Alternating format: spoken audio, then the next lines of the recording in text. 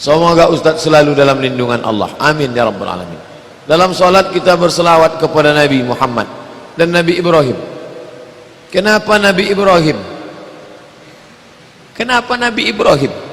Kenapa tidak kama sallaita ala Daud, kama sallaita ala Isa?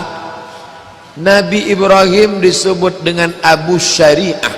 Jawaban pertama, karena Ibrahim itu titik temu 3 syariat.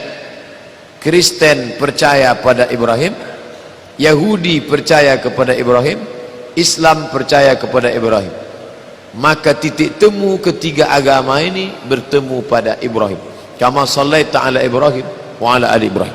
Itu jawaban pertama. Yang kedua, Ibrahim orang yang lulus dengan berbagai macam ujian. Kalau Isa, dia tak punya istri, tak ada. Kalau Musa, istrinya ada, tapi dia tak sampai ujian anak. Ibrahim diuji tak punya anak, diuji anak mau dipotong, diuji istri Sarah dengan Hajar, lulus semua. Maka ibadah haji Ibrahim, tawaf Ibrahim, sa'i istrinya Ibrahim, menyembelih kurban Ismail. Maka ajaran Abu Syariah, bapak syariat Ibrahim, Ibrahim adalah orang yang lulus ujian. Ibrahim adalah titik temu ajaran. Maka yang disebut kama sallaita ala Ibrahim wa ala ali, keluarga Ibrahim, Ibrahim, Ismail, Ishak, Sarah, Hajar, orang-orang yang lulus ujian Allah. Maka ketika kita sebut ali Ibrahim, kita mau juga keluarga kita seperti lulusnya keluarga Ibrahim. Tapi jangan karena saya sebut Ibrahim lalu bapak pulang dari sini sudah ada Hajar, mari kita cari Sarah. Bukan itu maksudnya.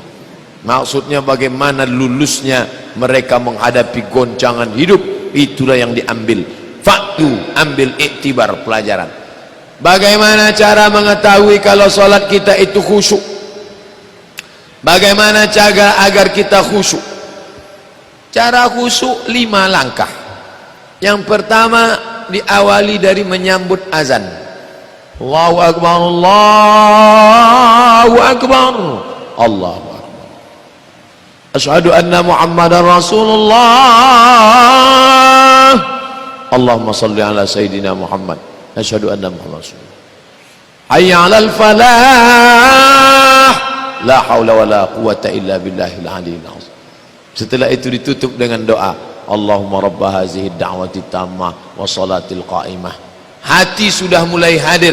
Kata Imam Al-Ghazali, anggaplah panggilan itu seperti panggilan di padang mahsyar.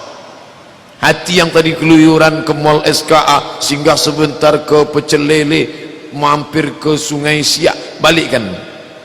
Dah, duduk dia di tempatnya, udah standby. Batal wuduk. Saat berwuduk pun begitu. Saat membasuh tangan, keluar dosa-dosa tangan. Saat masuk ke mulut, keluar dosa-dosa mulut. Saat membasuh wajah, keluar dosa dari kelopak biji mata. Saat membasuh tangan, keluar dosa sampai dari siku.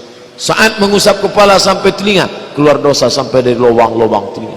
Saat membasuh kaki, keluar dosa dari celah-celah kuku kaki. Perenungan dalam azan, perenungan dalam wudhu.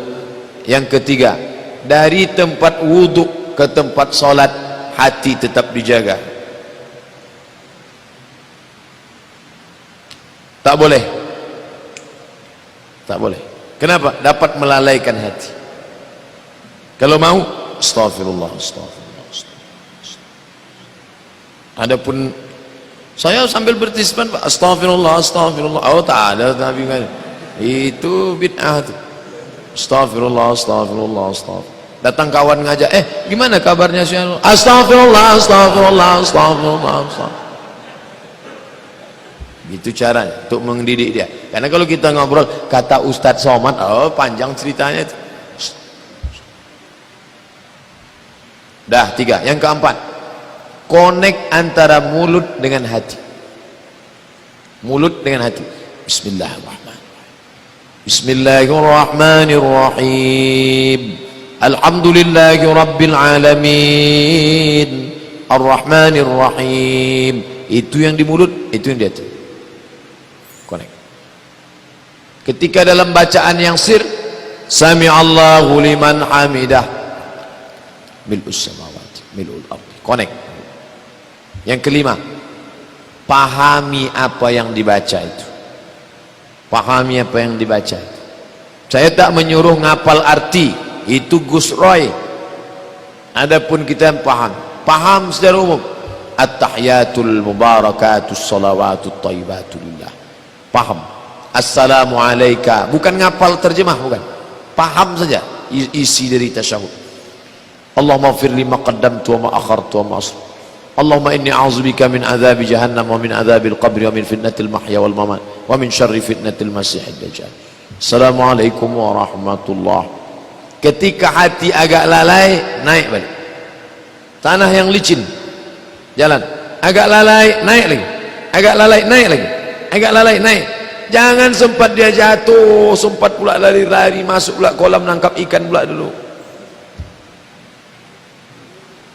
Begitulah tentang salat khusyuk itu. Dari YouTube Fodamara, saya Iqbal dari Aceh. Apakah sah salat kita makmum jika tidak membaca Al-Fatihah? Karena saya pernah dengar pendapat bahwa salat makmum ditanggung oleh imam. Saudara kita Iqbal dari Aceh, maka membaca Fatihah bagi makmum hukumnya 3. Menurut mazhab Hanafi, makmum tak perlu baca. Dalilnya al-imamu junnah, imam penanggung jawab. Faqiraatul imam qiraatul makmum, bacaan imam sudah jadi bacaan makmum. Ini yang didengar saudara Iqbal dari Aceh. Dia baru dengar 1, yang 2 belum dia dengar. Nah, ini dengar yang kedua. Yang kedua, menurut mazhab Syafi'i, makmum mesti baca. Karena kata Nabi, la salata, tidak sah salat liman lam yaqra bi Fatihatil kitab. Siapa yang tak baca Fatihah, maka tak sah. Mazhab yang ketiga, Maliki. Kata mazhab Maliki, kalau imamnya baca, makmumnya dengar, makmum tak perlu baca karena telinganya sudah mendengar. Tapi kalau dia tak dengar, solat zuhur, solat asar, solat maghrib, maka dia mesti baca. Jadi mudah cara ngingatnya. Hanafi mau dengar tak dengar tak perlu baca karena imam sudah baca. Mazhab Syafi'i mau dengar tak dengar wajib baca karena makmum ibadahnya ditanggung jawab sendiri. Kata Maliki, kalau solatnya dengar, makmum tak perlu baca. Tapi kalau solatnya sir, makmum baca. Inilah 3 mazhab tentang masalah bacaan Fatihah bagi makmum. Ustaz condong kemana? Saya condong ke mazhab Syafi'i. Maka kalau saya jadi makmum, saya tetap baca Fatihah. Tapi saya tak menyalahkan kalau ada orang yang condong ke Hanafi atau dia condong ke Maliki. Asal jangan condong ke tak solat. Dari YouTube Fodamara, Ustadz Abdul Somad yang tausiahnya banyak saya dengar dan saya tonton lewat YouTube. Alhamdulillah. Begini Ustadz, saya ini sangat khawatir mendengar ceramah Ustadz yang membahas tentang orang yang tidak diperdulikan Allah di yaumil akhir nanti. Salah satu orang yang telah menikah tapi masih berzina. Pertanyaannya, apa yang harus dilakukan supaya dosa diampuni Allah?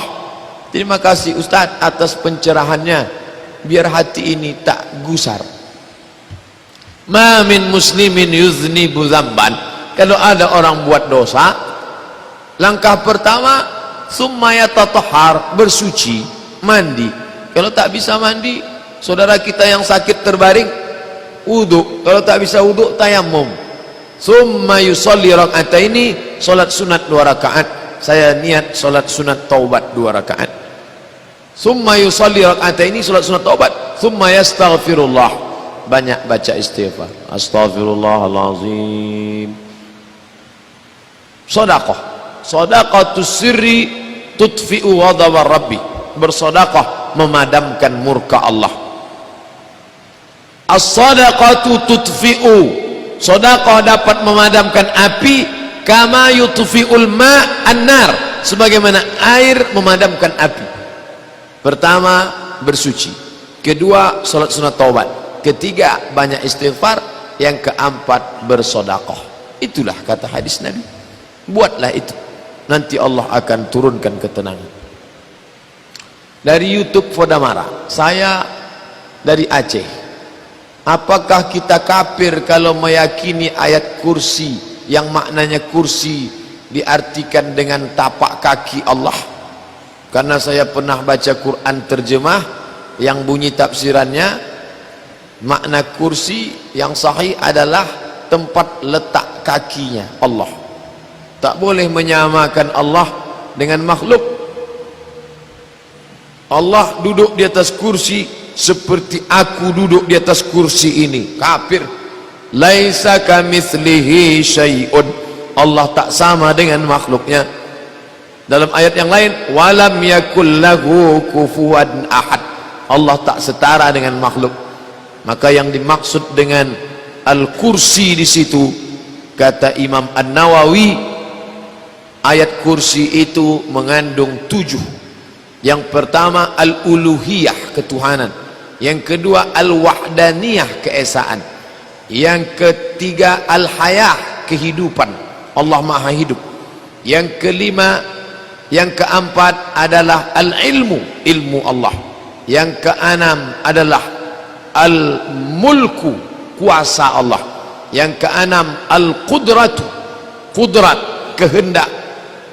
Al-mulku, kerajaan Allah.